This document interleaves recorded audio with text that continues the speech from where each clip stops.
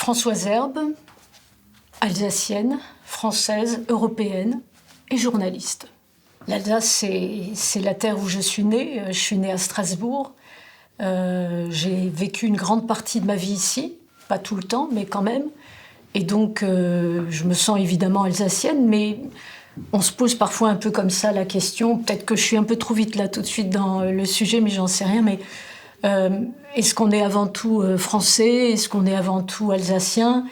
Est-ce qu'on est... on est bien de quelque part, comme dit la chanson, mais je pense, je dirais dans un premier temps, je suis française avant tout. Ça dépend avec qui je suis.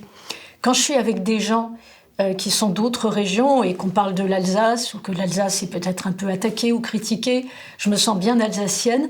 Quand on est entre Alsaciens, moi-même, il m'arrive peut-être de critiquer la région ou de dire qu'il y a ça ou ça qui ne va pas. Et ça dépend en fait avec qui je suis. Si je dois parler en alsacien avec quelqu'un, j'arrive à le faire, même s'il me manque des mots. Mais je le comprends bien. Je pense, et puis évidemment une partie de ma famille parlait ou parle alsacien parfois, et c'est un mélange des deux, comme souvent dans les familles alsaciennes. Mes parents parlaient alsacien entre eux. J'ai toujours encore mon père, et je vois bien que par moments on parle ensemble en français. Avec mes parents, je parlais français, mais ils me parlaient beaucoup en alsacien aussi, mais je leur répondais curieusement d'ailleurs en français, je ne sais pas trop pourquoi, mais je le comprends vraiment, vraiment bien. Avec des collègues, je ne parle pas en alsacien. Il m'arrive parfois peut-être pour une blague, ou parfois aussi pour moi-même, il m'arrive peut-être de me dire quand quelque chose a bien marché, schon ist die Birk schild, ou ce genre de choses, mais c'est pas ma langue, c'est avant tout le français. Mais quand quelqu'un me parle en alsacien, je réponds en français ou je réponds en alsacien éventuellement, ça ne me pose pas de problème. Je suis née à Strasbourg, donc, et je suis... Alors, oui, je sais bien, on dit toujours que d'un côté, il y a Strasbourg et de l'autre côté, il y a l'Alsace. Il y a, d'abord, je dirais aussi le Bas-Rhin, le Haut-Rhin, etc. Et puis après, il y a la France de l'intérieur et l'Alsace.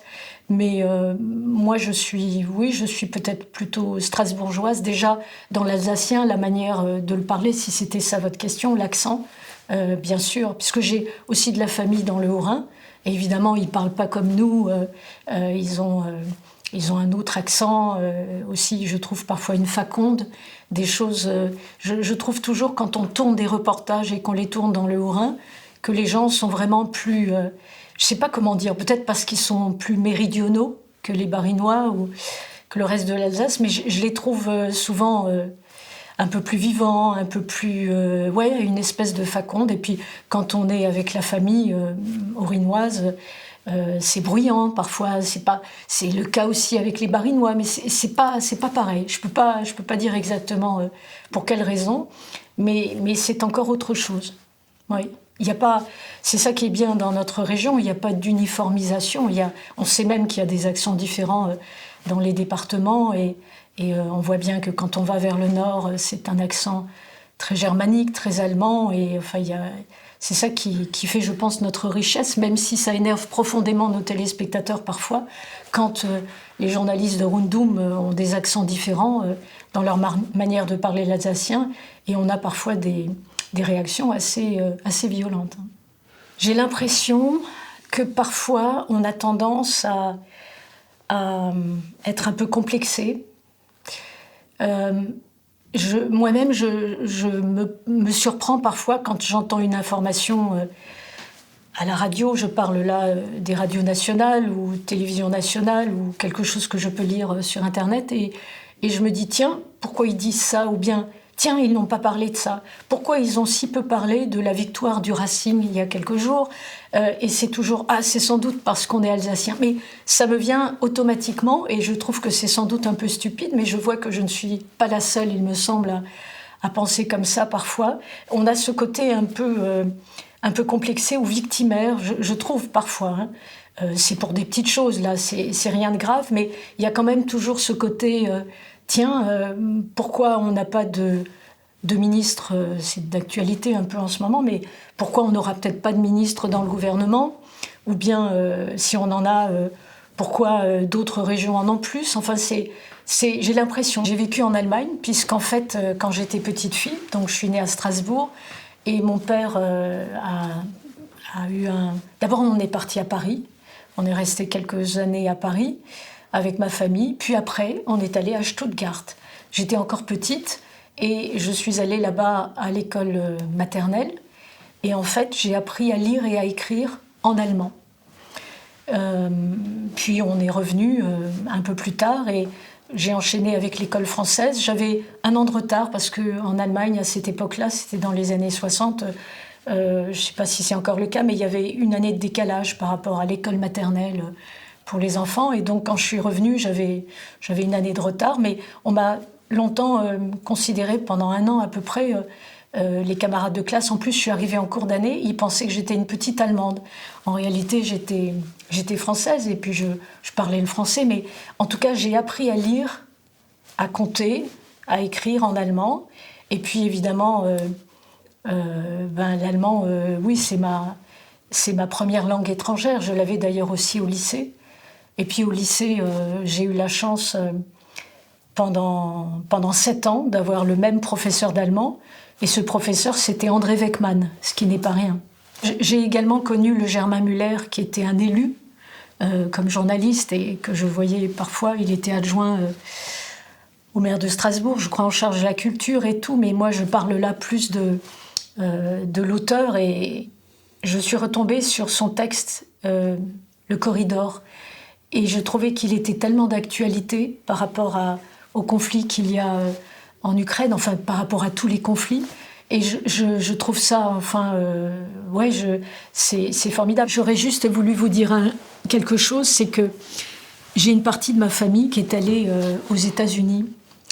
On sait très bien, d'ailleurs, Saison d'Alsace a sorti un numéro récemment, mais il y a eu énormément d'Alsaciens, comme d'ailleurs aussi de gens d'autres régions, ou des Suisses, ou des Allemands, mais enfin, pas mal d'Alsaciens qui, à une époque, sont partis aux États-Unis. Et moi, dans ma famille, du côté de Monswiller, mon arrière-grand-père, donc le grand-père de mon père, son fils, donc mon grand-oncle, sa femme, etc. Et puis encore du côté de mon grand-père, sa sœur également, enfin bref.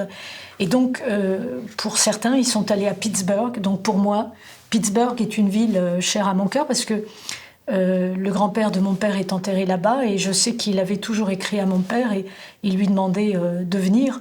Si mon père était allé là-bas, je ne serais pas en train de vous raconter aujourd'hui tout cela. Et j'ai trouvé, en allant là-bas, parce que dans un premier temps, c'est surtout eux qui venaient chez nous. Je parle là de la famille de Pittsburgh, puisqu'il y avait une ligne aérienne entre Pittsburgh direct, Pittsburgh et Francfort, puisqu'il y avait pas mal d'Allemands qui étaient là-bas à Pittsburgh, qui avaient émigré. Et après, nous, on est allés les voir, mais ils avaient un coin d'Alsace chez eux. Enfin, c'était le cliché par excellence, mais les cigognes au mur... les Kouglopf eux-mêmes ont continué à parler alsacien entre eux. C'est-à-dire que ma grande-tante est morte au début des années 2000, mais avec son mari, ils sont partis dans les années 20. Et je ne sais pas si vous imaginez, mais quand nous, on va à New York, la première fois, on est impressionné. Alors vous pouvez imaginer ce que des gens qui ont quitté Monswiller dans les années 20 ont pu imaginer en arrivant à New York. Et puis elle a rejoint son mari qui était à Pittsburgh, puisque c'était une ville industrielle où il y avait beaucoup de travail, et ils ont fondé une famille là-bas, et puis ils se sont achetés une maison, etc. Et ils ont continué à parler entre eux, alsaciens, et puis évidemment avec les autres, anglais, avec un fort accent teuton. Et quand j'allais là-bas, je suis allée... l'une ou l'autre fois, quand ils étaient encore vivants, et je parlais en alsacien avec eux, plutôt qu'en anglais d'ailleurs. Et il y avait un coin d'Alsace là-bas. Leurs filles, ils ont eu 3 filles, l'une d'entre elles savait encore quelques mots d'allemand, et puis maintenant, les enfants de ces filles, évidemment, nous, on est quoi ? On est en Alsace, on est même pas en France, on est en Europe, puisque les Américains disent toujours... Ah, vous vivez en Europe, hein, mais voilà, donc tous ces liens-là, tout ce côté alsacien va disparaître petit à petit. Mais je voulais juste dire que, il y avait, que l'Alsace, ça signifiait quelque chose encore pour ces gens qui étaient partis, qui n'avaient plus l'intention de revenir, mais qui étaient restés sur place, fondamentalement alsaciens, et dans la manière de cuisiner, et évidemment de parler et tout. L'association des Alsaciens de New York est vachement active, hein, elle est vraiment...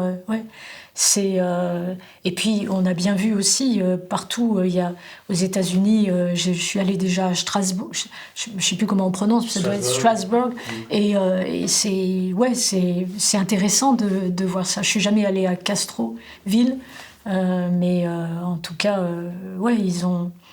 ils ont été des pionniers, et puis ils se sont plutôt bien, je crois, bien implantés là-bas, et ouais. Mais de savoir que l'alsacien continue à être parlé aussi loin, je trouvais ça très touchant. Vraiment, je regrette de ne pas avoir fait un reportage où on aurait peut-être pu faire l'émission qui s'appelait Sillaos à une époque. Ouais.